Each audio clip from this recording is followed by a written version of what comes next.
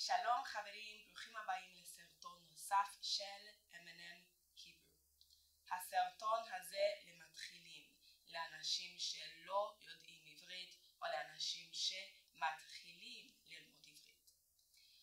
היום אנחנו לומדים איך להציג את עצמנו בעברית, אבל קודם נקשיב לשיחה בין היו וציונה.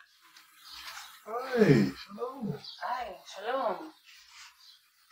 איך קוראים לך? קוראים לי היו, ואיך קוראים לך? קוראים לי ציונה. נעים מאוד. נעים מאוד. מה שלומך? אני בסדר, ואת? קצת עייפה, אבל אני גם בסדר. מאיפה אתה? אני מאמן. ואת? אני מקהיר. בן כמה אתה, היו? אני בן 34, ובת כמה את? אני בת 40. היה ממש טוב לדבר איתך, אבל אני צריכה ללכת.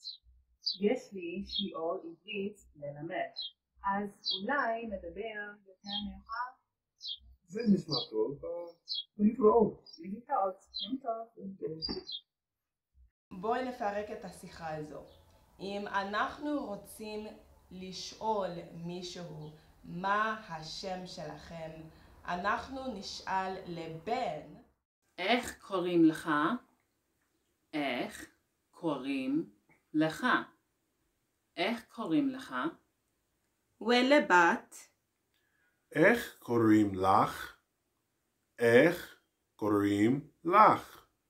איך קוראים לך? ונענה קוראים לי ציונה. קוראים לי ציונה. קוראים לי ציונה. ולבן זה אותו דבר. קוראים לי היו. קוראים לי היו. קוראים לי היו.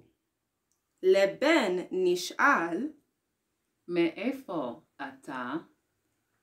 מאיפה אתה? מאיפה אתה? לבת נשאל מאיפה את? מאיפה את? מאיפה את? ונענה אני מקהיר. אני מקהיר. אני מקהיר. וזה גם אותו דבר לבן. אני מאמן.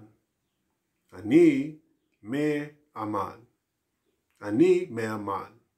בסוף ציונה שאלה על הגיל. לבן שואלים בן כמה אתה? בן כמה אתה? בן כמה אתה? לבת שואלים בת כמה את? בת כמה את? בת כמה את? והתשובה היא אני בת 35. אני בת 35. אני בת 35. או אני בן 34. אני בן 34. אני בן 34. מצוין. אני רוצה שאתן תציגו את עצמכם עם כל השאלות שעברנו בסרטון הזה. אתם יכולים לעשות את זה? יאללה. שאלה הראשונה. איך קוראים לך? מאיפה אתה? בן כמה אתה? נעים מאוד וכל הכבוד לכם. אני מקווה שמצאתם את הסרטון הזה מועיל. יהיו יותר סרטונים כזה למתחילים בקרוב. אני גם אשמח לענות לכם אם יש לכם שאלות בתגובות. ושבוע טוב לכם, ונתראה.